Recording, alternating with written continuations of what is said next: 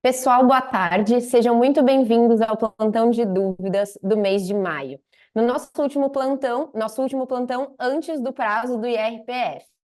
Como de costume, nós já fizemos uma pré-seleção de dúvidas enviadas por vocês e algumas dúvidas do Ministério da Fazenda. Mas fiquem à vontade para encaminhar mais dúvidas pelo chat e a gente vai tentando responder ao longo da apresentação. Nós também fizemos uma pré-seleção de temas para os próximos plantões e nós gostaríamos do seu voto aqui no ao vivo. Deve ter aparecido aí na tela de vocês uma enquete, tá? Para o plantão que faremos em junho. A gente ainda não tem a data, tá? E aí vocês podem votar em uma dessas opções. Caso vocês queiram temas que estão fora aí dessas opções, vocês podem mandar no chat que a gente vai avaliar aqui junto com o time do Eric. A gente vai deixar uns minutinhos na tela e podemos colocar de volta essa enquete lá no final, mas a gente já recebeu aqui as respostas de vocês. Obrigada pela participação. Vamos dar início, então, ao nosso plantão de dúvidas de maio. Como a gente tem muita audiência nova todos os meses, a gente vai passar rapidamente um pouquinho sobre a história do grupo, tá? A Shield faz parte do grupo Ativory, que teve sua fundação em 2012, realizando investimentos imobiliários nos Estados Unidos. E desde 2012, nós buscamos as melhores soluções tributárias para essas operações.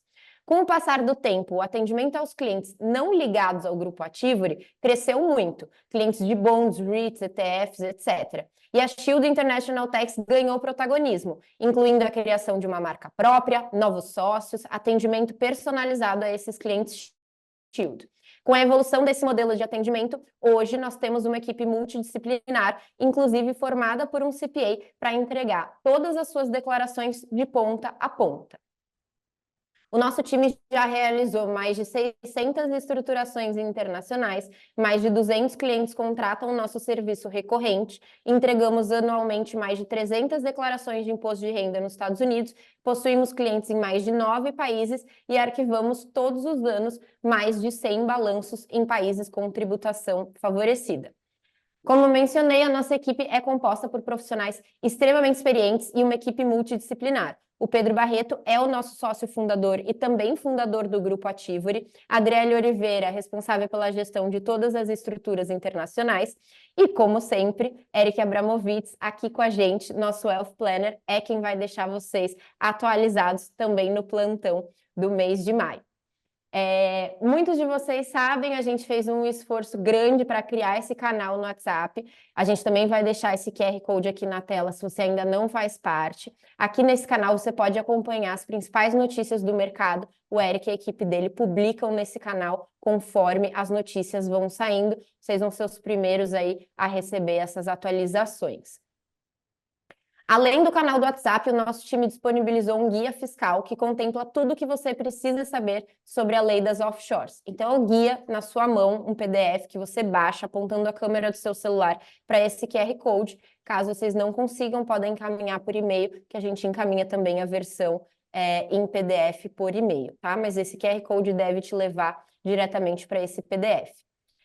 Além disso, para você que já entregou a sua declaração de RPF ou que irá entregar, mas está inseguro, o Eric vai falar um pouquinho melhor disso, mas o nosso time também pode te explicar o que é a declaração, o que é a retificação, qual o prazo para você retificar, se existe alguma punição por essa retificação, entre outras dúvidas, tá? Então, a gente também consegue te ajudar com esse QR Code que está aqui no canto da tela, você fala com um dos nossos assessores e a gente consegue também te ajudar com essa retificação.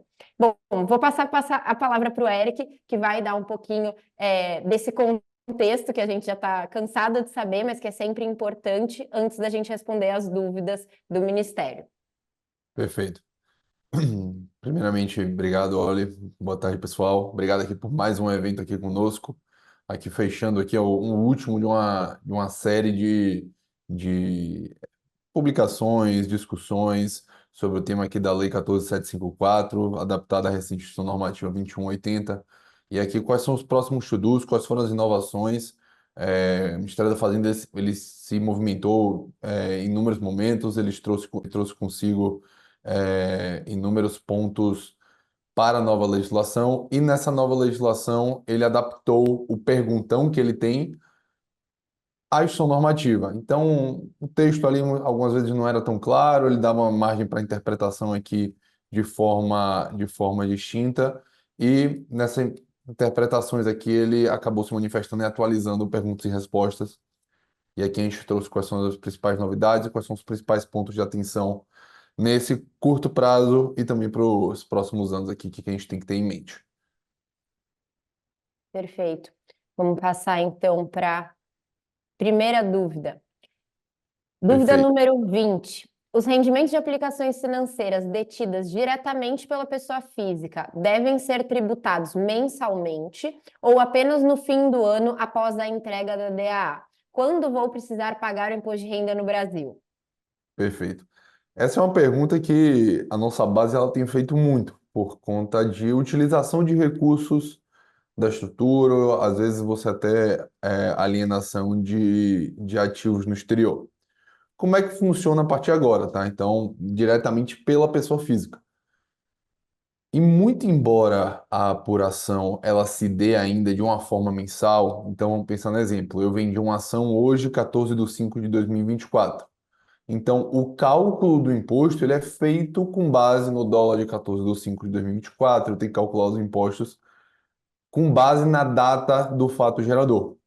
Mas o recolhimento do imposto, anteriormente, que era ou sobre o ganho de capital, ou então sobre o carnê-leão, ganho de capital para aplicações financeiras, tá? E para rendimentos do exterior, que a gente recolheu o carnê-leão, nós temos agora que fazer especificamente o recolhimento somente na declaração de ajuste anual do ano subsequente. Então, para ficar muito claro, a apuração ela é mensal, só que eu só recolho imposto na próxima declaração de imposto de renda.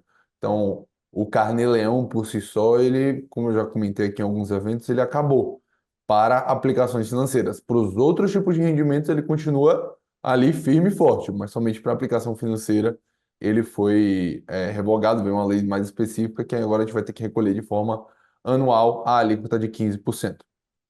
Perfeito. E aí vale ressaltar aqui, né, Eric, que os números aqui das nossas perguntas são os números do Q&A da Receita. Então, até para o pessoal se localizar, a primeira pergunta que a gente selecionou é a pergunta 20 e assim por diante. A gente não ia conseguir passar todas, mas a gente fez a seleção de algumas, então esse número em cima é o número que vocês encontram direto no Q&A da Receita. Perfeito. Dúvida 21.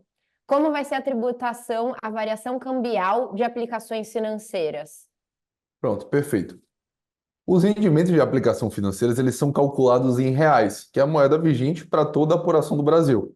Então, você vai ter que calcular o seu custo de aquisição em reais que você tiver para aquele ativo, então, mediante conversão aqui do dólar específico, e na data da liquidação, ou seja, na data da venda específica daquele ativo, você vai ter que converter aquele ativo também em dólar para o real, porque o real é a moeda corrente nacional. Então a gente sempre tem que traduzir para o real. Em alguns casos, você pode ter tributação somente pela variação cambial. Vamos pegar sempre o exemplo aqui da ação da Apple, que ela é muito comum. Então você comprou uma ação da Apple por US$ 10 com câmbio valendo 2, então você pagou R$ 20. Você vendeu essa ação da Apple pelo mesmos US$ 10, só que o câmbio valendo 5, você, para esses R$ 30 de diferença, você tem que recolher o imposto. Então é assim que funciona variação cambial de aplicação financeira na pessoa física. Se você tivesse uma pessoa jurídica, então tivesse uma entidade controlada no exterior, essa ação a 10, você comprou a 10 e vendeu a 10, você tem zero de lucro. Então, na pessoa física, você tributa a variação cambial de aplicação financeira. Perfeito. Quando a Lei 14.754 de 2023 dispõe sobre deter, direta ou indiretamente, as controladas no exterior, isso significa que a pessoa física deverá informar separadamente cada entidade em uma cadeia societária? Essa é uma dúvida comum, né, Erika? Até porque a gente tem vários clientes que têm mais de uma empresa em que uma é dona da outra, né? Como os clientes costumam dizer. Exatamente. Essa aqui eu faço uma crítica, tá? Porque como é que eles vão querer agora na prática? Vamos pensar uma entidade que é muito comum, que você tem um offshore, que é o que a gente chama de uma BVI, que detém uma LLC nos Estados Unidos, que detém um imóvel. É muito comum essa estrutura para fins de aquisições imobiliárias nos Estados Unidos. E o que que eles fizeram? Contribuinte, mesmo que você não declare a sua entidade BVI como transparente, para suas empresas que você tiver embaixo, você vai ter que fazer a partir da declaração de 2025, você vai ter que declarar cada uma das empresas na ficha de bens e direitos em separado. O que por si só não faz tanto sentido, porque eu quero deixar minha empresa opaca, não quero falar o que que tem embaixo, não quero abrir na minha ficha de bens e direitos, não quero essa complexidade operacional. Então não faz tanto sentido. Mas eles colocaram que a partir de agora, é um disposto na legislação também, então está ali com base no artigo 25 e 37 da IN 2180 e no perguntão 20, na pergunta e resposta número 28, que a partir da declaração relativa ao ano calendário de 24, ou seja, declaração 24, 25, eu vou ter que abrir na minha ficha de bens e direitos toda a minha cadeia societária e abrindo toda a minha cadeia societária, eu vou ter que fazer efetivamente a segregação de cada um desses ativos. E isso independe do número de empresas, então, né, Eric? Então, Depende do número. se você tem uma empresa que detém outra, que detém outra, que detém outra, você vai fazer quase que uma transparência só daquela cadeia societária e o resto você, optando pela opaca, você mantém de forma opaca. Mas essa cadeia você vai precisar obrigatoriamente abrir, sejam quantas empresas forem. Exatamente. Então você tem que abrir todas as empresas que você detém para que cada uma das empresas esteja declarada na ficha de bens e direitos. O que não faz tanto sentido, porque eu quero optar por ela opaca. Mas acho que é um ponto aqui que pode ser revisto, mas a legislação está dessa forma e é assim que a gente vai seguir. É, com certeza vai ter aí algumas críticas, né? Mas é o que está dizendo as respostas. A nossa pergunta 29. O caso de participação em entidade controlada no exterior, com usufruto político ou econômico, quem deve declarar a entidade na DAA e tributar os lucros anualmente? Perfeito. Aqui a gente vai. Qual o conceito aqui, tá? Quando a gente fala aplicabilidade da legislação, a gente sempre fala, é um binômio que chama entidade controlada. Inúmeros clientes, ele só tem entidades, ele não tem um controle específico daquela participação societária. Então vamos pensar no cenário. Você tem aqui um fundo específico que você investe em BVA e você tem uma participação ali, uma cota residual ali da participação, que representa 0,1%. Todos nós concordamos que nós temos participação, mas a gente não temos controle sobre aquilo. Então, aquilo ali não é qualificado como entidade controlada no exterior para as pessoas físicas. Então, teoricamente, você não tem que recolher imposto. Nesse caso em específico, quando você detém aqui o controle político e econômico, independente de participação, e aí a gente vai para uma série de casos específicos que a legislação trouxe para determinar o que é o controle político e econômico, ou com usufruto ou não, aquela pessoa que detém o controle, tá? Então, a pessoa com direitos políticos e também o no proprietário, caso este também não detenha os direitos econômicos, eles têm que formar a participação societária na ficha de bens e direitos, mas não deverão informar o lucro, porque eles não fazem jus a ele na ficha de rendimentos. Somente aquela pessoa que detém um controle político e econômico. Essa pessoa, sim, deve recolher os impostos necessários. Perfeito. Pergunta número 31. A nova lei permite a utilização do padrão contábil internacional, IFRS, ou do padrão contábil brasileiro, BR-GAAP, para as entidades controladas no exterior. Porém, as entidades em paraísos fiscais, paraíso fiscal, é mandatório o BR-GAAP. Qual o padrão contábil a ser obedecido? Vamos lá. Essa aqui é uma pergunta que ela é super importante especificamente, tá? Quando sua empresa estiver listada na IN 1037, pensa que a IN 1037 é um documento divulgado pela Receita Federal, um instituto normativo, então um entendimento administrativo do que a Receita Federal entende como paraíso fiscal. Então, quando a empresa estiver, for aberta, no caso, dentro de uma jurisdição que esteja dentro da IN 1037, ou seja, que seja um paraíso fiscal, então, comumente, como a gente conhece, Bahamas, Cayman, BVI, Panamá, jurisdições comumente as caribenhas. Então, ela obrigatoriamente tem que seguir o método contábil do BR-GAAP. E seguindo o BR-GAAP, tem aqui todas as regras específicas para cada um dos ativos previstos no CPC, que é o Comitê de Pronunciamentos Contábeis. Sendo entidade controlada no exterior, padrão offshore, padrão, como a gente costuma saber, que é uma empresa que detém somente ativos financeiros, tem uma conta de investimento em ativos financeiros, então tem que seguir com base do BR-GAAP barra CPC 48, que é um comitê de pronunciamentos contábeis para contabilização de ativos financeiros. Qual o Perfeito. ponto aqui? Pode falar, olha, pode falar. Eu ia só mencionar que a gente tem recebido várias mensagens e, enfim, várias contratações avulsas de contabilidade pedindo justamente um padrão contábil de BR-GAAP, porque aqui a gente consegue fazer ambos, né? A gente consegue fazer IFRS, consegue fazer BR-GAAP, e aí, por conta de todas essas mudanças, a gente tem tido contratação de contabilidade avulsa em padrão BR-GAAP.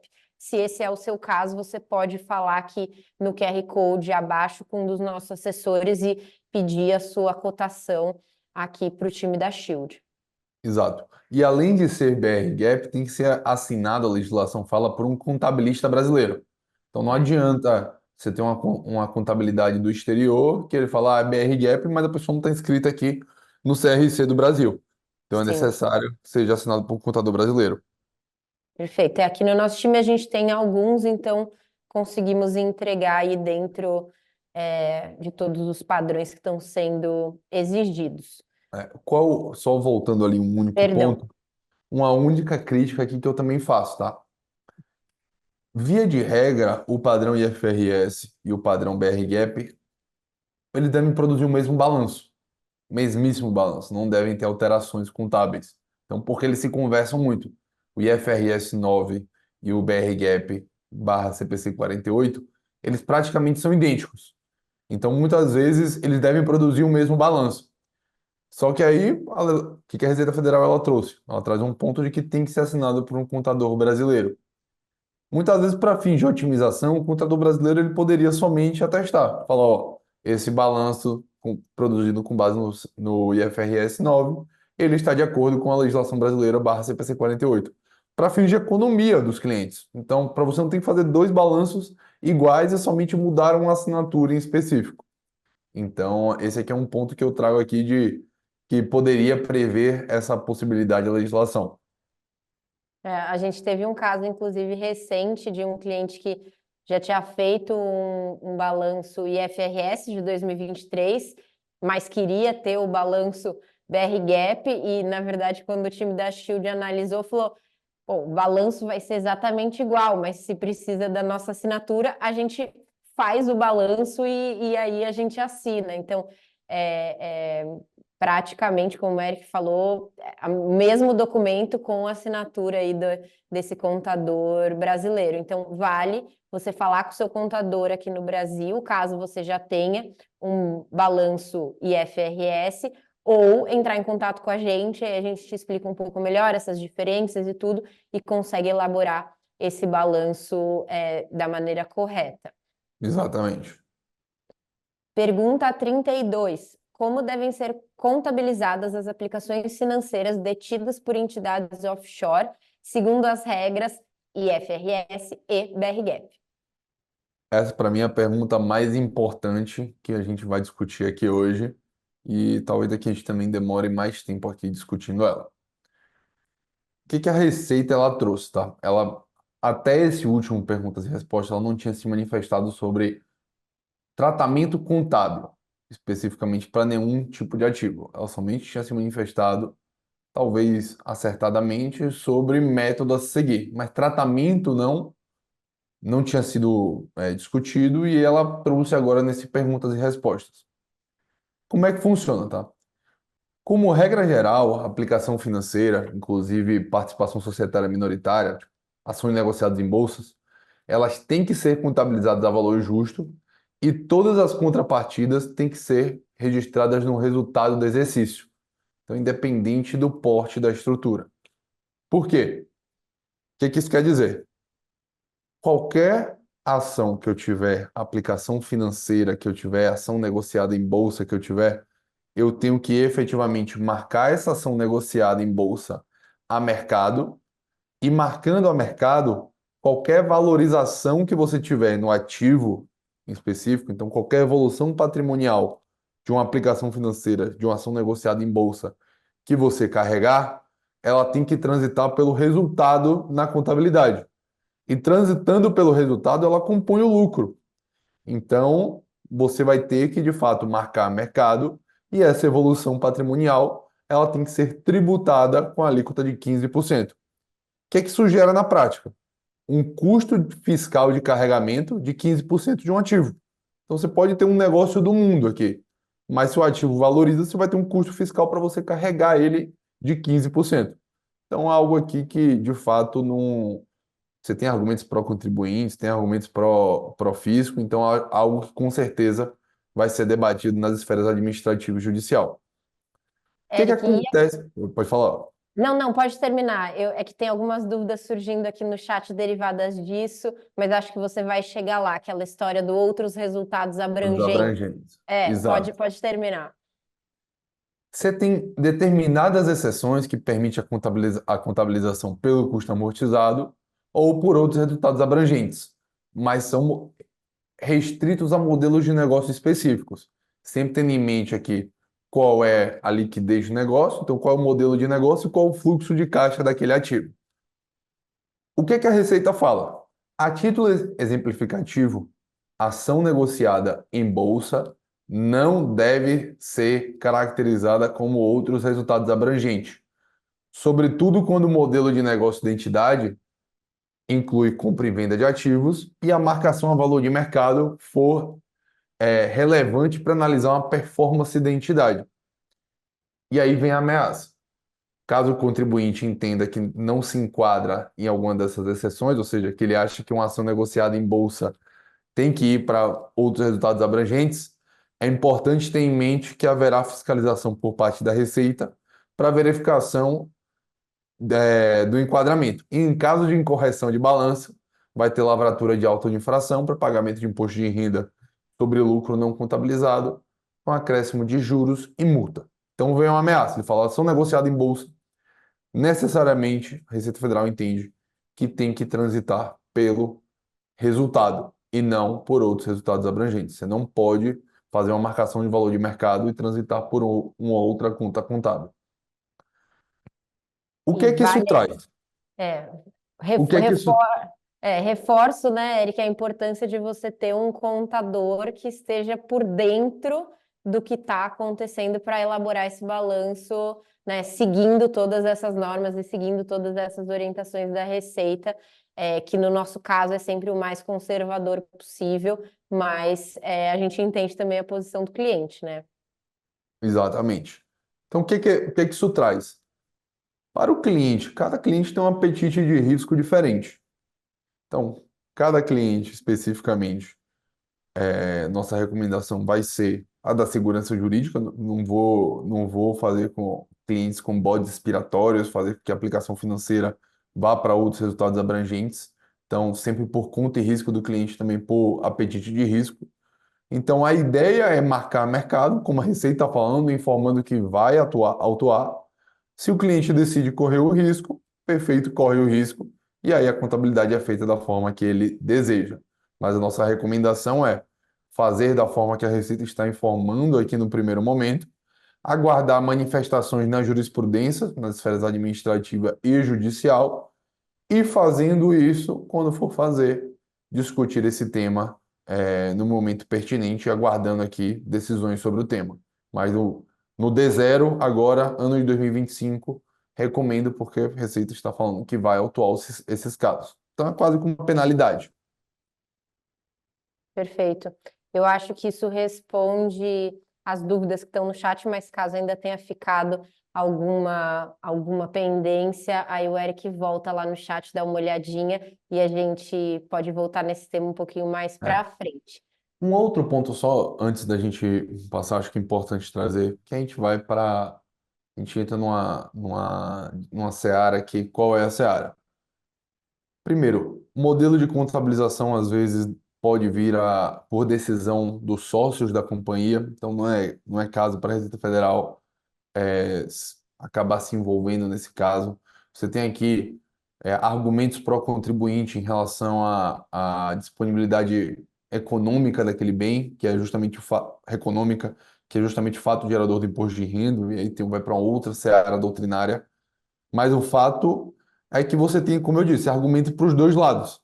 E quando você tem argumentos para os dois lados, de um lado você tem o contribuinte, os investidores não querendo pagar imposto sobre ganho não realizado, e de um lado você tem Receita Federal querendo tributar imposto sobre esse ganho não realizado.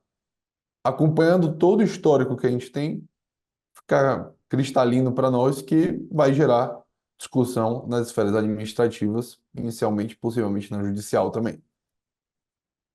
Perfeito. Passando, perdão, acho que eu pulei uma. Aqui. Dúvida 36. Como será o tratamento tributário no caso de distribuição de lucros do regime anterior entre controlada direta e indireta? Perfeito.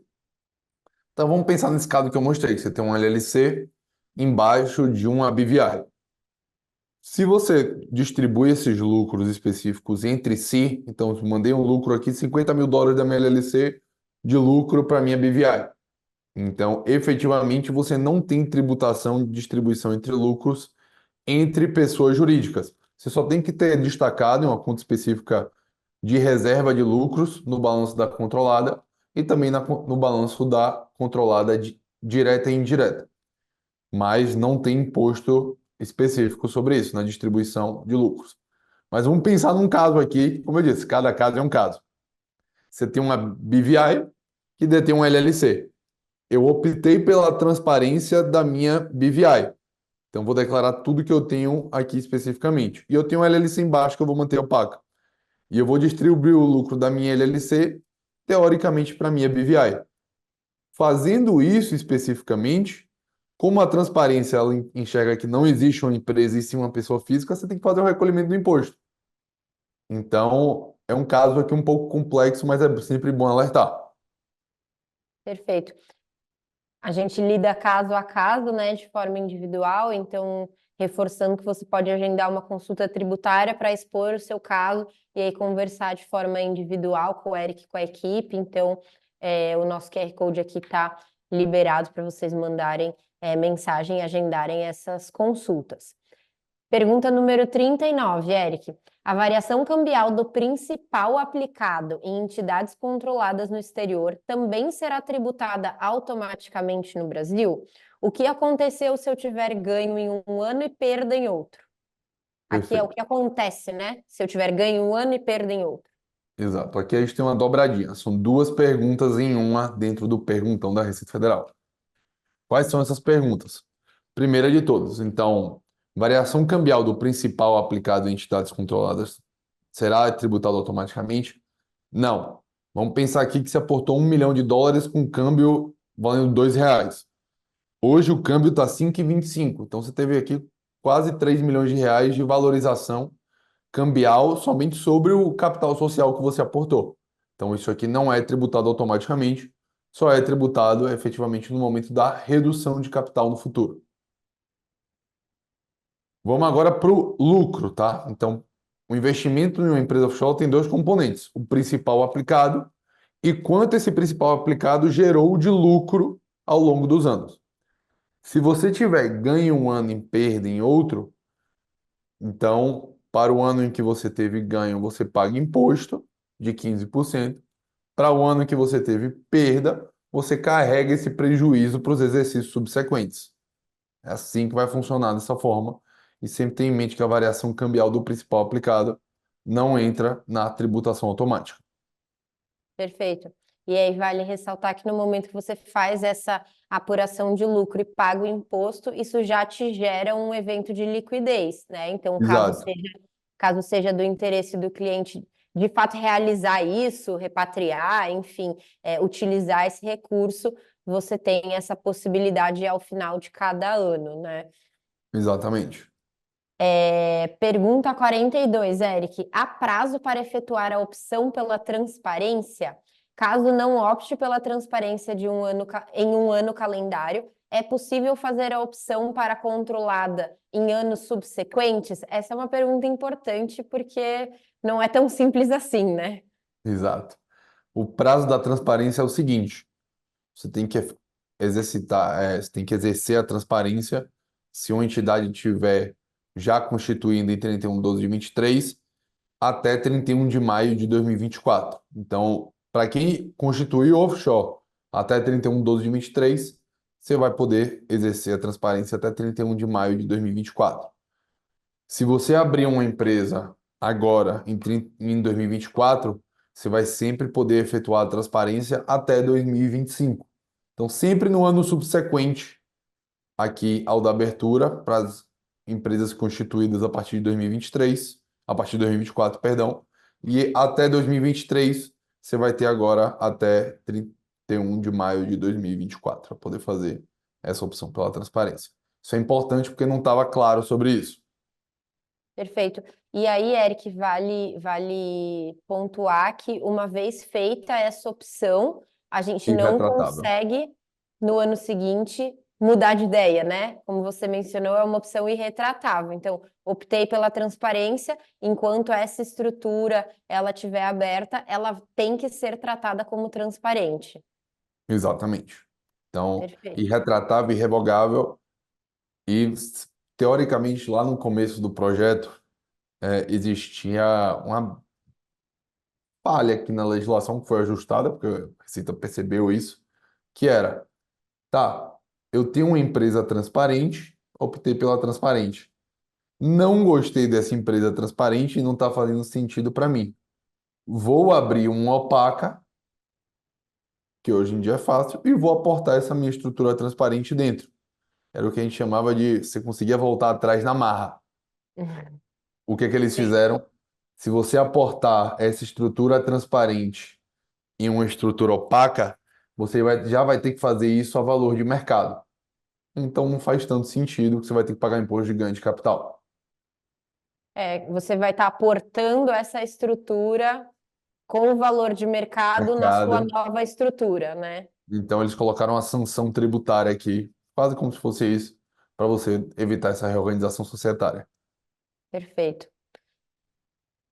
Pergunta número 51. Na opção pela atualização de ativos, o valor de mercado atualizado do ativo deve necessariamente ser superior ao valor de custo declarado anteriormente? Essa é uma pergunta peculiar. Necessariamente. O programa tem um limitador operacional sobre isso. Então você não Tá. tem. Primeiro, você atualiza o valor de mercado com a alíquota de 8%, você quer valer de um ganho com a tributação mais baixa. Então, como é que você vai atualizar um bem que tem prejuízo? Então, o valor de mercado é menor do que você declarou e ainda pagar imposto sobre isso. Então, operacionalmente não é possível. Então, necessariamente tem que ser superior ao custo que você detém. Como vai ser superior? Pode ser superior em relação à variação cambial do principal aportado. Você pode ter aqui um certo prejuízo, mas esse prejuízo faz sentido em relação ao PL. Então, somente analisar esses pontos específicos. Perfeito. Eric, a gente respondeu algumas dúvidas já aqui do Q&A quando a gente falou do outros resultados abrangentes e enfim, mas a gente tem algumas dúvidas aqui, inclusive dúvidas do Renato, perguntando até quando a gente pode retificar a DCBE 23/24? Não é o imposto de renda, é a declaração do Bacen. A gente tem algum Perfeito. prazo para fazer essa retificação? Eu sempre recomendo em até 60 dias da legislação. Mas, salvo engano, pela legislação do Banco Central, você pode fazer a qualquer momento. Então, somente validar ali no manual do Banco Central tem isso específico, mas eu sempre recomendo fazer em até 60 dias. Renato, se você quiser conversar com a gente, manda uma mensagem aqui, um dos nossos assessores vão te atender e aí a gente pode entender exatamente o porquê você precisa fazer essa retificação, a gente pode te ajudar. a DCBS, os dados, né, que você coloca, normalmente são dados que o balanço te fornece. Então, caso Uhum. você precise de ajuda com o teu balanço 23, a gente conversa um pouco melhor. Passando aqui para a dúvida 53, Eric, as operações de mútuo, empréstimos, né, feitas entre entidade offshore e o sócio pessoa física, com a finalidade específica de pagamento do imposto antecipado até 31 de maio de 24, serão consideradas como distribuições de lucro por conta da nova lei do artigo 6º, parágrafo único, inciso 2 da Lei 14.754 de 2023. Como que vai funcionar isso? Então, hoje em dia não é mais necessário você fazer empréstimo, porque quando a gente olhou o artigo 52, parágrafo 3º e 4º da IN, então é possível já aplicar as regras de devolução de capital da legislação. Então, você não precisa mais fazer um empréstimo para depois você ter que pagar, porque pensa nesse caso, você vai fazer a atualização de 8%. Então, Uhum. você vai ter um crédito a receber da sua estrutura offshore. E, ao mesmo tempo, você vai ter que declarar, teria que declarar na sua dívida, na sua ficha de dívidas e ônus reais, uma dívida que você tem com a offshore. Então, isso aqui é um jogo de soma zero. Você tem uma dívida na estrutura e, ao mesmo tempo, um crédito com a estrutura. Isso, via de regra, já se quita. E aí você não precisa. Você já pode retirar os recursos da estrutura conforme a nova legislação, tratamento tributário previsto na 14.754. Perfeito. Então agora uma coisa substitui a outra, né? Exatamente. Não precisa mais fazer mútuo. Combinado. E para Eric, só antes da gente ir para 624, para o perguntão, só voltando aqui na 53, e o cliente que já tem um contrato de empréstimo, como que ele faz a partir de agora? Aqui seria, mais no caso, olha, para pagamento do imposto. Então, Tá, esse contrato de empréstimo da estrutura para a pessoa física, visando o pagamento de imposto, então ele não é mais necessário. combinado. Então, também assim como a declaração na ficha de dívidas e ônus reais. Perfeito. Então, indo para o perguntão 624, atualização do valor de bens e direitos no exterior. O valor dos bens e direitos no exterior podem ser atualizados? Perfeito. Isso aqui a gente trouxe um perguntas e respostas específico para a Lei 14.754, mas alguns aqui no nosso chat eles devem acompanhar que anualmente a Receita divulga o que a gente chama do perguntão. Então, se vocês forem imaginar, tem todas as perguntas específicas relativas a imposto de renda e relativa à legislação do imposto de renda do Brasil. Nesse ano, ele já trouxe especificamente as questões do exterior, da 14.754, mas se você for ter um ponto específico, é muito bom a gente ter em mente a pergunta 624. O que a pergunta 624 ela quer dizer especificamente? Alguns clientes, isso aqui antes da legislação, a gente chegou aqui com inúmeras consultas tributárias, porque se você for fazer a atualização dos bens e direitos no exterior, é muito comum você pensar que você vai ter um acréscimo patrimonial muito grande, e esse acréscimo patrimonial muito grande que você vai ter, recorrente do ABEX, ele não vai ter origem. E como é que se faz uma legislação de imposto de renda? Ela começa pela parte de rendimentos e, começando pela parte de rendimentos, se conecta para efetivamente a ficha de bens e direitos. Então, a parte de cima, ela sempre alimenta a parte de baixo do ABEX. Por quê? Porque os rendimentos, eles são oriundos, eles são a fonte de você ter novos bens. E não tinha nada na legislação sobre isso. E a gente já estava, nós fazemos para todos os nossos clientes recorrentes aqui especificamente, a gente já estava fazendo dessa forma de qualquer aumento patrimonial recorrente do ABEX, a gente estava mandando para a ficha de rendimentos sujeito à tributação exclusiva e definitiva, que a legislação fala, sujeito a uma alíquota definitiva. E qualquer variação cambial isenta para aqueles bens oriundos em moeda estrangeira, a gente estava especificamente, transitando isso para a ficha de rendimentos isentos e não tributados. O que é que o perguntão ele trouxe? Então a gente tinha aqui certo receio, mas para fins conservadores, os clientes eles perguntavam para a gente A gente fala, vamos fazer dessa forma, essa forma que eu estou seguro é a forma que eu aprendi a fazer imposto de renda. Perguntão, ele trouxe esse ponto, então ele reiterou aqui o entendimento da Shield, que foi algo muito bom.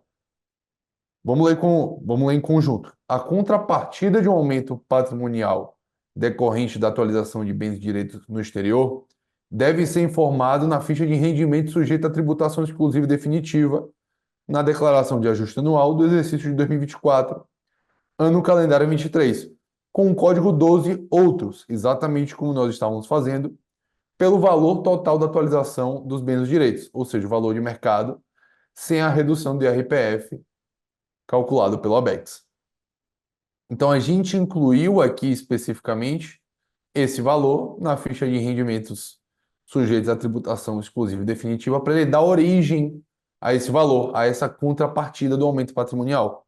E o mesmo caso aqui para quem tiver bens e direitos oferidos originariamente em moeda estrangeira. Você tem que dar origem a esse bem que você deteve esse aumento patrimonial em alguma forma. Então, a gente seguiu dessa forma e estava da maneira correta, retificado pela Receita Federal. Ratificado, perdão. Pode passar, olha. Vamos para a próxima. Agora a gente vai iniciar o bloco de dúvidas enviadas por vocês. Eu estou aqui de olho no chat, o pessoal falou que não deu tempo de baixar o radar, então no final eu deixo o QR Code mais um tempinho. Para você que não conseguiu fazer um download do nosso PDF, eu vou deixar esse QR Code lá no final, mais tempo para vocês conseguirem baixar. A primeira dúvida que a gente tem aqui o cliente encaminhou um cenário, né? Se eu enviei uma remessa de reais para dólares para offshore e alegar que o recurso foi auferido em moeda estrangeira e pagar 8% com isenção sobre ganho cambial e cair numa fiscalização. Consequência, Receita irá questionar e eu não irei informar, não irei forma de provar, né? Provavelmente não terei forma de provar a origem estrangeira desse recurso. Penalidade, segundo o artigo 14, inciso 4, 11, a atualização só será válida com o pagamento integral do imposto. Dessa forma, se a Receita não aceita a origem do recurso, a minha atualização deverá ser desconsiderada e eu terei pago IR a maior. Ou seja, deverei receber a devolução com juros. Pode discutir um pouco sobre essas possíveis consequências do ponto de vista legal e não do interesse da Receita? Perfeito. É muito importante você ter documentação base que dê alicerce que aqueles bens são oriundos em moeda estrangeira. Quais são aqui esses documentos base? Então, o documento base é, eventualmente, uma herança recebida do exterior, então, de um parente que você tinha no exterior. Incentivos de longo prazo, então, stock options, RSUs, que você recebeu no exterior também, eventualmente no momento de expatriação.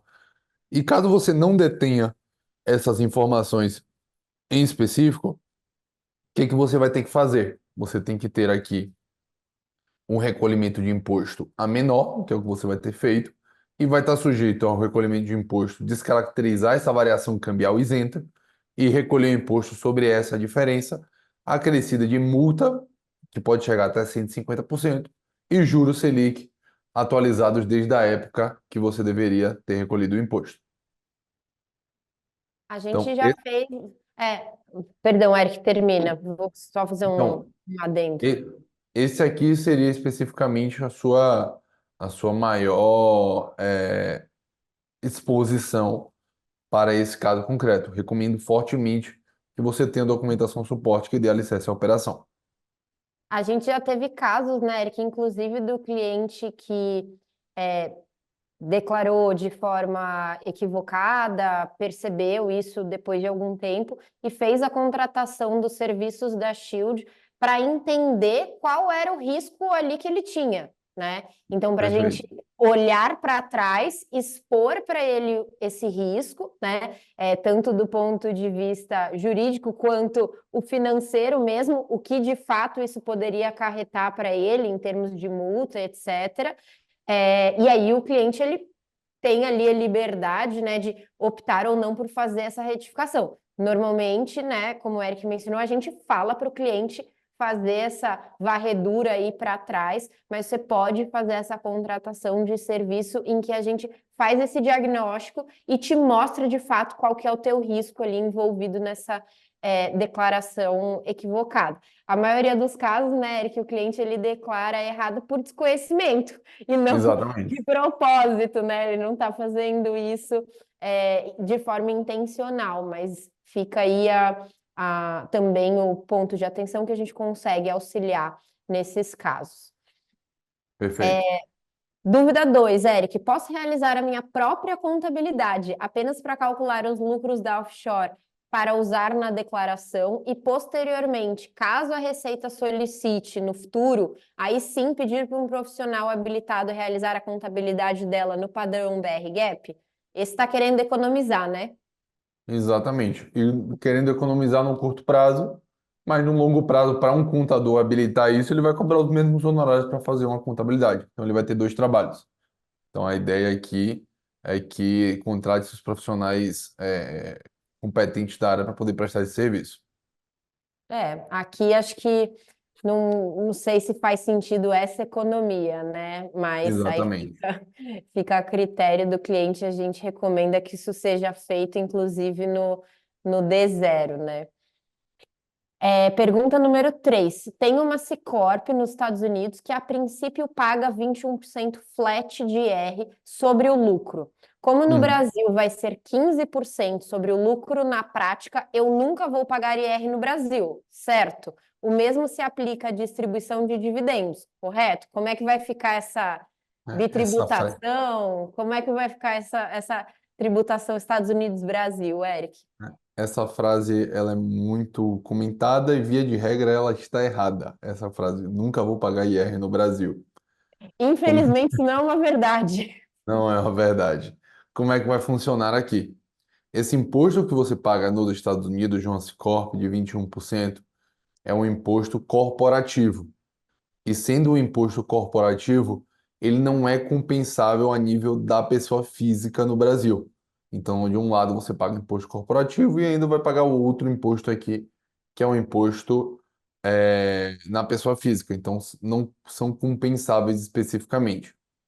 Eventualmente, na distribuição de dividendos, quando você pagar mais 21% em uma distribuição de uma C Corp ou 30% se for não residente, aí sim você não terá tributação nessa distribuição. Mas no caso, você tem uma empresa no exterior, essa empresa no exterior, uma holding, anualmente você vai pagar 21% nos Estados Unidos, especificamente, mais 21% quando você for distribuir para sua pessoa física, e aqui no Brasil você vai pagar 15% sobre o lucro líquido e não sobre as distribuições.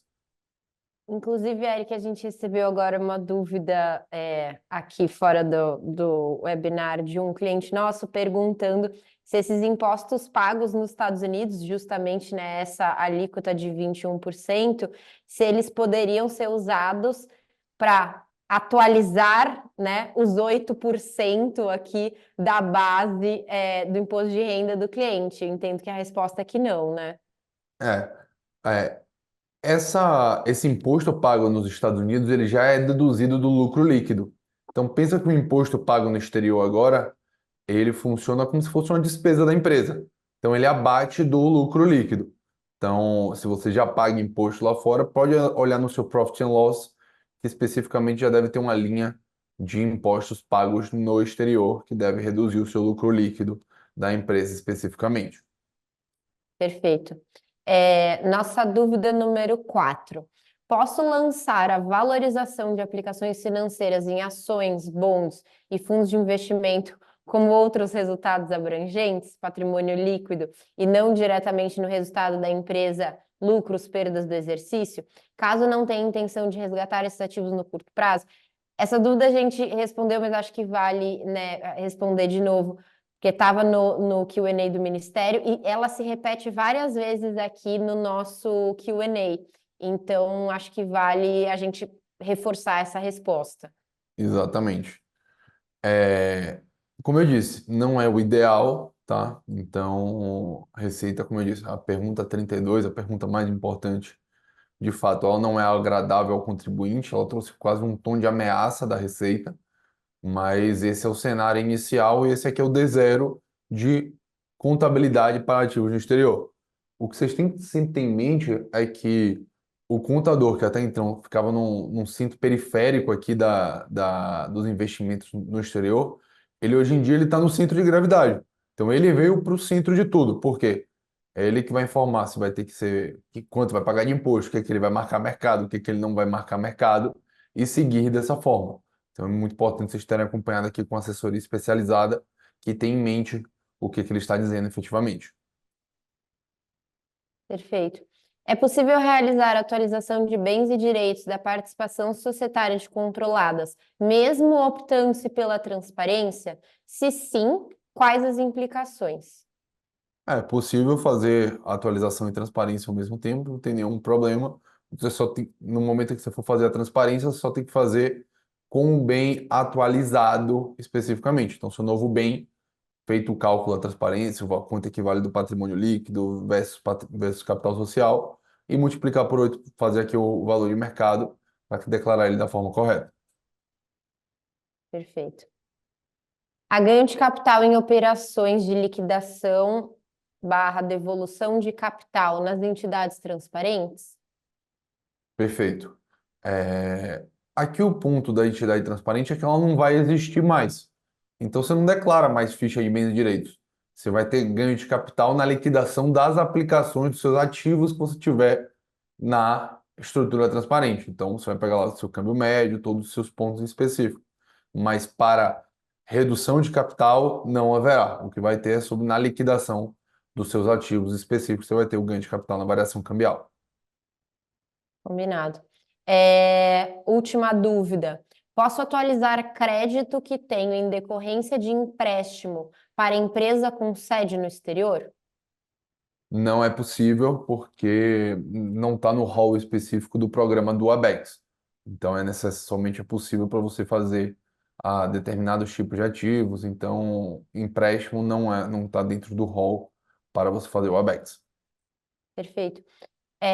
Tem algumas dúvidas no chat aqui no nosso Q&A que eu acredito que seja melhor a gente tratar esses casos de forma individual. Renato, William, Bruno, inclusive falando aqui sobre plano de remuneração por ações. Acho que a gente pode entrar em contato com vocês separado. Para a gente atender os pedidos, né? Vou deixar aqui o nosso guia de novo para vocês baixarem a versão digital. Eric, alguma consideração final aí antes da gente encerrar? Agradecer a participação de todos. Perfeito.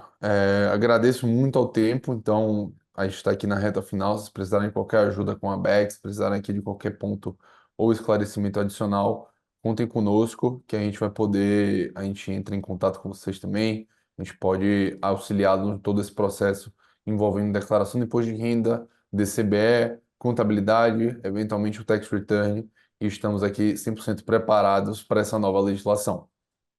Perfeito, pessoal. E só para a gente finalizar, a gente vai colocar de novo a enquete aqui na tela para vocês votarem em qual tema gostariam de ver no plantão de junho. A gente tem a primeira opção, que é retificação da declaração de imposto de renda, caso você esteja inseguro com a declaração que você está entregando agora. O segundo tópico, o segundo, planejamento pré-imigratório. A gente viu muito brasileiros, residentes fiscais no Brasil, mudando a sua residência, indo para Portugal, indo para os Estados Unidos. O que fazer nessa hora antes de dar uma entrada, né, numa nova residência fiscal? Planejamento tributário e sucessório internacional no contexto da nova lei. Então, as regras mudaram, como eu tenho que me planejar. Estrutura offshore faz sentido, não faz sentido, opaca, transparente, isso do zero. Então, o Eric e a equipe também conseguem auxiliar. E Tax Aham. Return Estados Unidos, né? Esses são 4 temas que a gente está sugerindo para o mês de junho. Votem em qual deles vocês gostariam de assistir. O nosso muito obrigada e até o próximo plantão. Muito obrigado, pessoal. Contem conosco.